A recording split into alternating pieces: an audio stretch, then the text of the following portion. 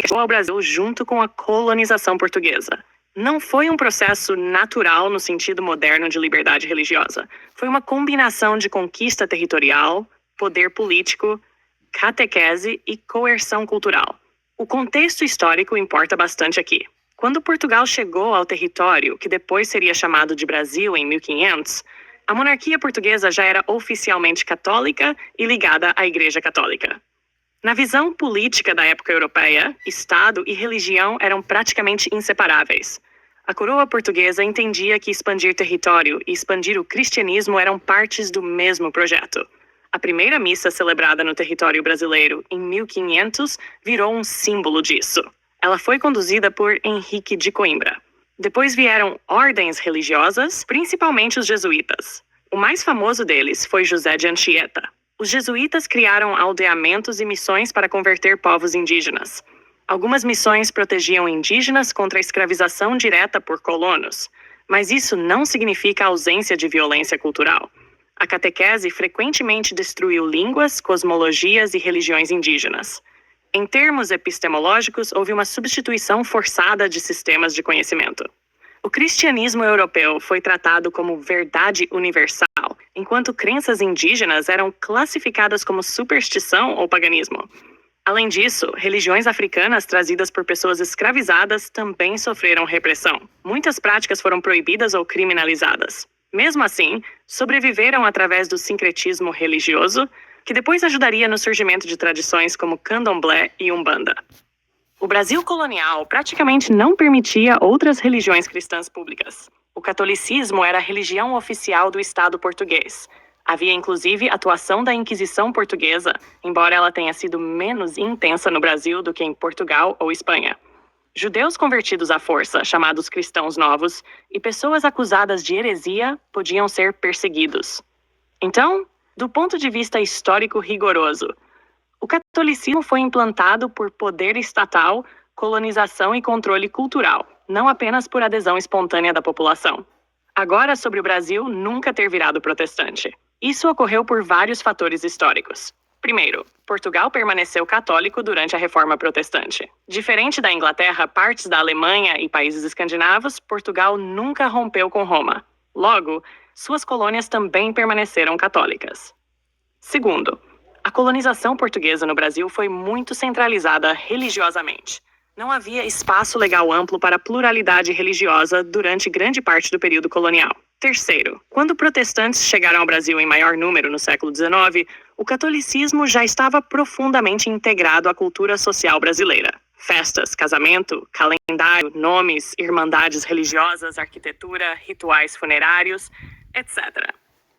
Mesmo assim, houve tentativas protestantes antigas. Por exemplo, franceses calvinistas tentaram se estabelecer na Rio de Janeiro no século XVI, durante a chamada França Antártica. Holandeses protestantes ocuparam partes do Nordeste no século XVIII, especialmente em Pernambuco durante o governo de Maurício de Nassau. Mas essas experiências foram derrotadas militarmente pelos portugueses.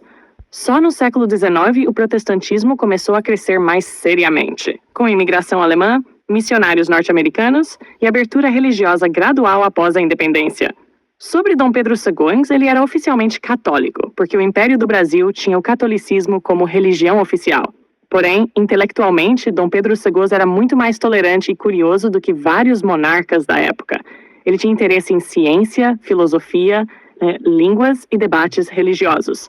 Manteve diálogo com protestantes, judeus e cientistas. Era conhecido por certa postura racionalista e moderadamente cética em temas religiosos. O Império tinha o chamado padroado, sistema em que o Estado controlava vários assuntos da Igreja. Isso gerou conflitos entre o governo imperial e setores ultramontanos da Igreja Católica, que queriam mais obediência direta ao Papa. O grande exemplo foi a questão religiosa na década de 1870. Bispos católicos foram presos porque desafiaram decisões do governo imperial ligadas à maçonaria e autoridade da Igreja. Isso mostra que Dom Pedro II não defendia a submissão completa do Estado à Igreja Católica. Ele não era protestante, mas via com simpatia certa modernização religiosa e liberdade de consciência. Também admirava aspectos educacionais e organizacionais de países protestantes como Estados Unidos e Alemanha. Do ponto de vista epistemológico, isso é importante. Dom Pedro Goods pertencia a um século influenciado pelo iluminismo e pelo avanço científico. Então a religião começava a deixar de ser vista apenas como verdade absoluta estatal e passava a coexistir com ciência, racionalismo e pluralidade intelectual. Mas o Brasil continuou majoritariamente católico. Por quê? A colonização portuguesa foi católica. O Estado Imperial manteve o catolicismo oficial. A cultura popular já era profundamente moldada pelo catolicismo. O protestantismo chegou tarde e fragmentado. Hoje o cenário mudou bastante. O Brasil ainda tem maioria cristã, mas com crescimento protestante expressivo desde o século XX, especialmente pentecostal e neopentecostal. Fontes científicas e acadêmicas: Cielo Brasil, CAPS, periódicos, Enciclopédia Britânica, Brazil and Religion, Cambridge History of Christianity, Revista USP, História das Religiões no Brasil, Boris Fausto, História do Brasil,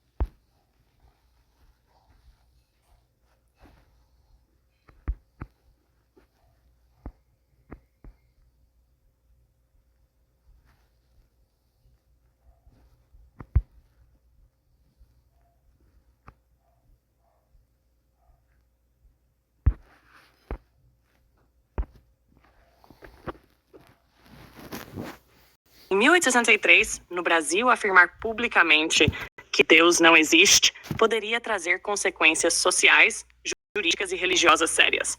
O contexto era muito diferente do conceito moderno de liberdade de expressão.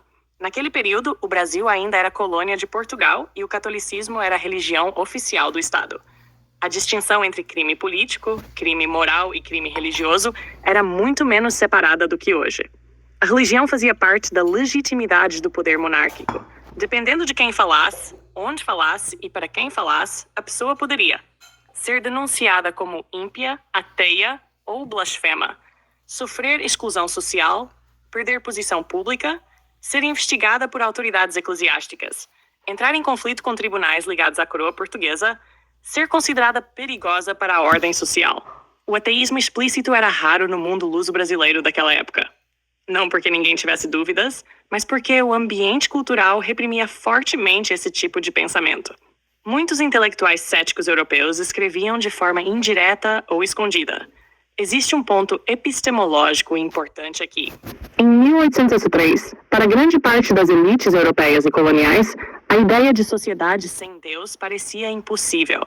A religião era entendida não apenas como crença espiritual, mas como fundamento da moral, da autoridade política e da ordem pública. Então, negar Deus não era visto somente como opinião filosófica. Frequentemente era interpretado como ameaça moral, rebeldia política, corrupção social, influência subversiva do iluminismo radical francês. Depois da Revolução Francesa, as monarquias ibéricas ficaram ainda mais desconfiadas de ideias consideradas anticlericais. Havia medo de revoltas, republicanismo e quebra da autoridade tradicional. Isso não significa que todo descrente seria automaticamente executado. O cenário real era mais complexo. Em áreas rurais ou pequenas vilas, a pressão comunitária poderia ser brutal socialmente. Já em círculos intelectuais urbanos, algumas dúvidas religiosas podiam circular discretamente.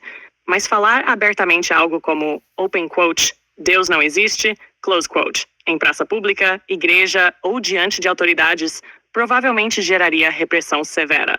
Também existia a influência indireta da Inquisição portuguesa.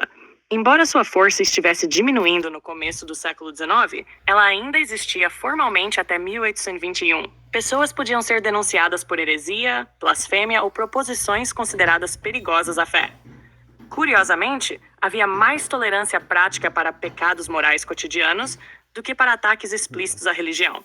Isso porque o sistema colonial dependia simbolicamente da união entre rei, igreja, ordem social. Questionar Deus podia parecer questionar o próprio fundamento do Estado. Domínio religioso não significava unanimidade interior. Alguns membros da elite colonial liam autores iluministas franceses escondidos, inclusive Voltaire, Denis Diderot e Jean-Jacques Rousseau. Mas expressar publicamente ateísmo era outra questão. Então, resumindo historicamente, em 1803 não havia liberdade religiosa moderna no Brasil. O catolicismo era parte da estrutura do Estado colonial. O ateísmo público podia gerar perseguição social e política. A reação dependeria da posição social da pessoa e do contexto. O medo das ideias revolucionárias francesas aumentava a repressão. Fontes acadêmicas.